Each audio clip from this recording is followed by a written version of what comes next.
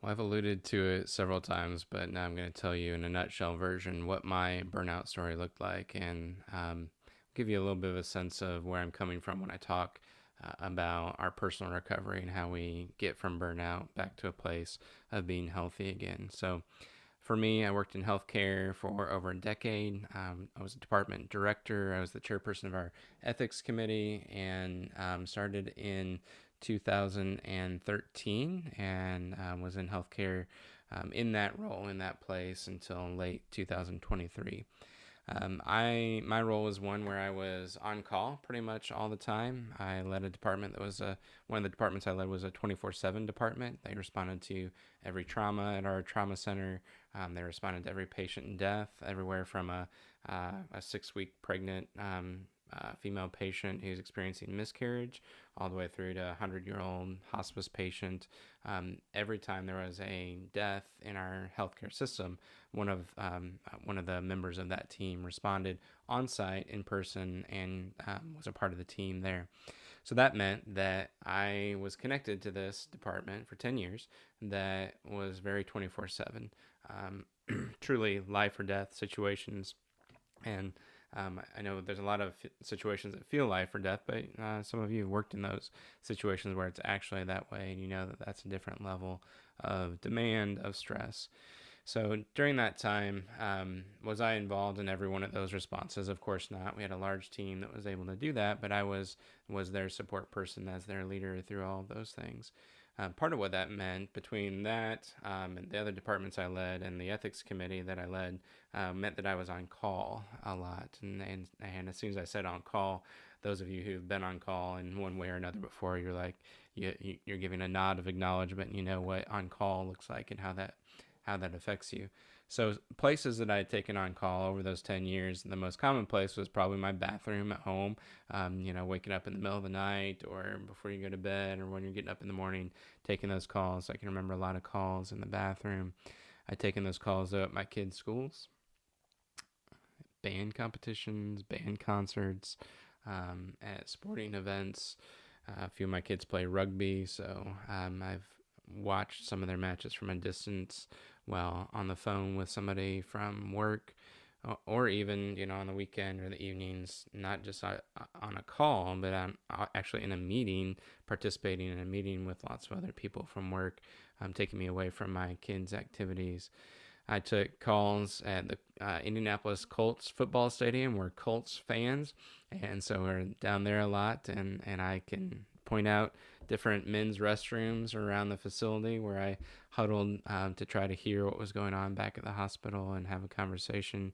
I've been on the street of Washington, D.C. I've been on the street of New Orleans, Louisiana, in Florida, South Carolina, just about any place that I've traveled over the last 10 years, taking those phone calls.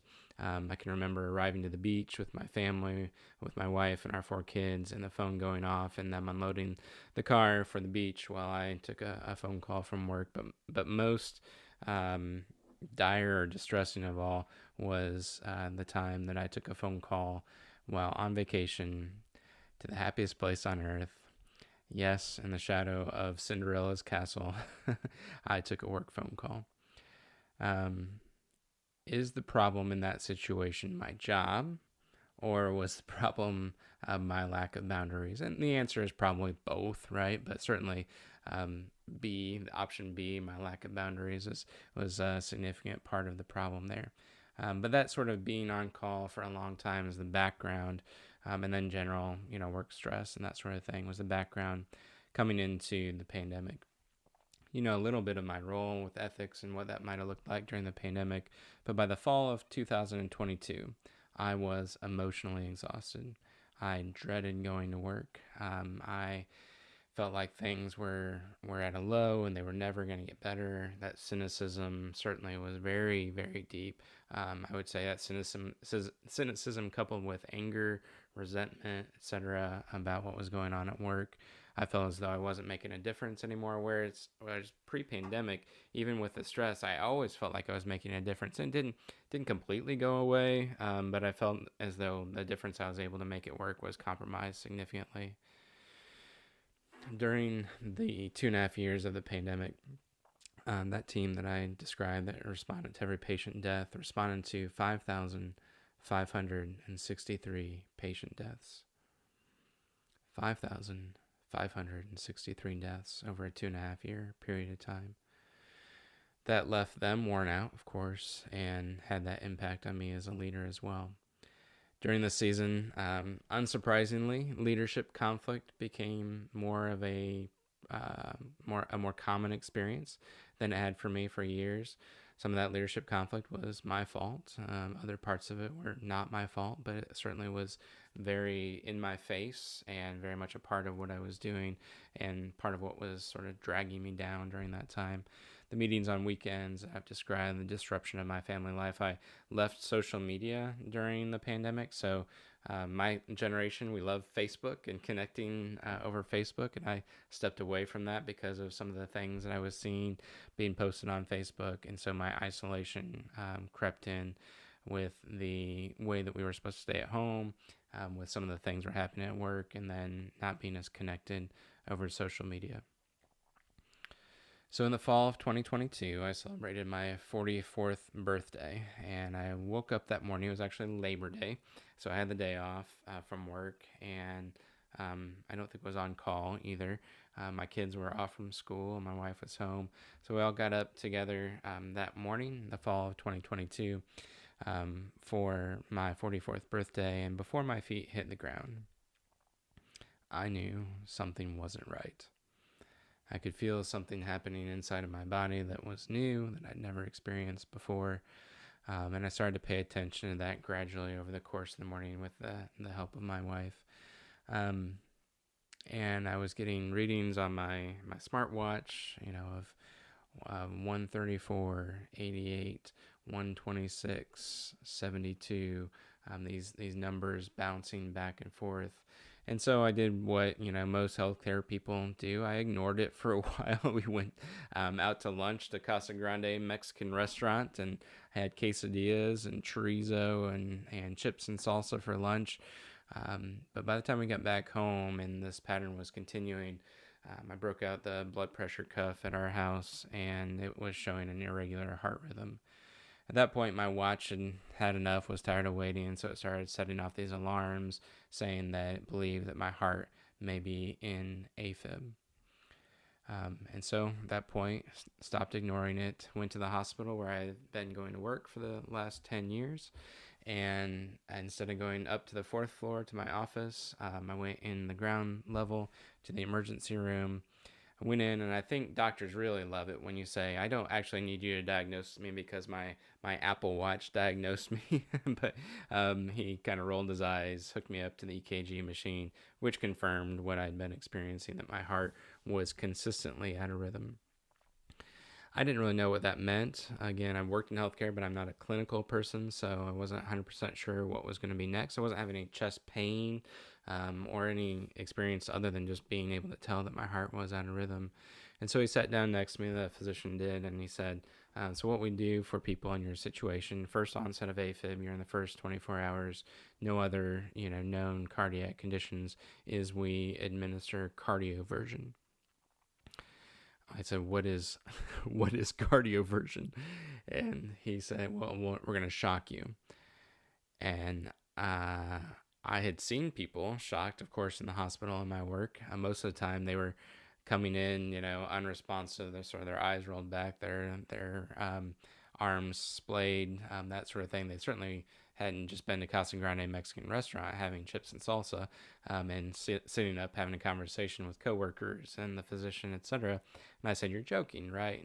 And he said, no, this is what we would do for you.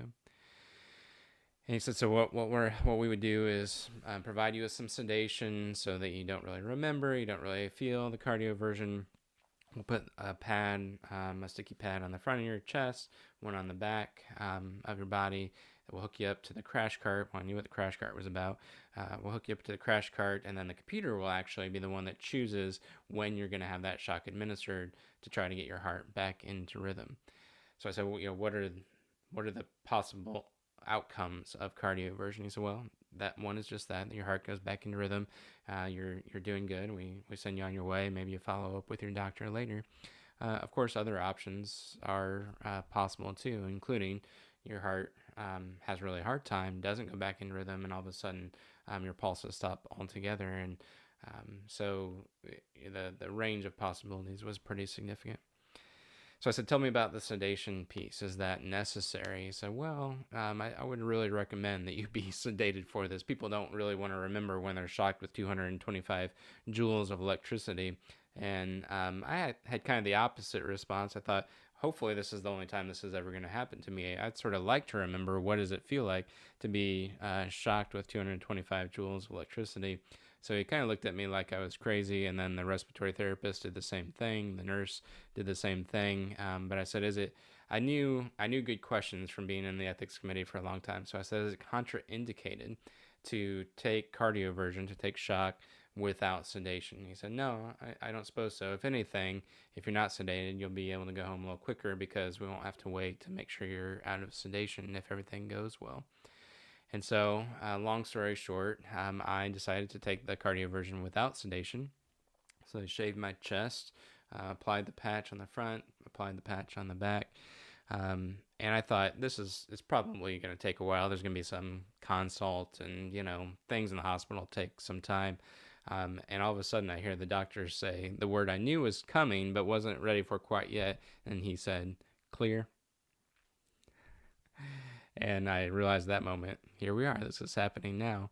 Everyone, of course, took a step back. My wife has been in situations like this with her family members before. She knows how quickly a situation can change, and a patient can go from the ER to the cath lab to the ICU, and even sometimes all the way to the morgue. And so she gathered our personal belongings. She stepped back to be out of the way of the care providers, got nearer to the door to see what was going to happen next. And the rest of the coworkers stepped back. I heard the doctor say one more time, "Clear." And then without sedation, as I laid there, it ended up being 255 joules, went through my chest and out my back. My whole body lurched. My arms and legs both came up off of the bed where I was. Even my torso sort of jumped off of the bed. My teeth clashed together. And I landed back on the bed with my heart in rhythm. Shortly after that, I went home, and guess what I did the next day? I'm a good healthcare worker. I went right back to work. I kept my meetings. I showed up. I continued to do what I had been doing, but I did know at that point my body is trying to tell me that something is wrong, and the pattern that I was living of burnout was not one that could continue. So after experiencing cardioversion, just a couple weeks later, I met with my therapist and then with my doctor, and received the first mental health diagnosis that I'd ever received in my life, and that was one of depression and anxiety. So I know reaching 44 without a mental health diagnosis is a privilege, and I appreciate that privilege. But we all have to pay attention when something happens for the first time. And two things had happened for me for the first time in the fall of 2022. One was the cardiac incident, and then the other was depression and anxiety. So I had to start paying attention and say something is not right. Something needs to change. I would summarize that experience leading up to that point in two sentences. One is burnout had taken its toll.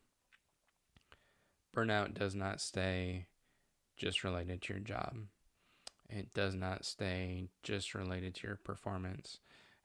It begins to have an effect on you physically, mentally, emotionally, relationally, and burnout had taken its toll. My role, my sense of identity was changed because, my background, I'm an ordained pastor. I'm a capable leader. I'm the chairperson of the ethics committee. I wear suits to work and get up on stages and give presentations, and I'm on videos and I lead things, and people know me and that sort of thing. And now all of a sudden I felt like I didn't have it in the tank anymore. And I knew that things had to change, but I was used to being helpful and strong, not needy and weak. So to summarize my experience up to that point, would be to say that the job I had loved for so long was killing me.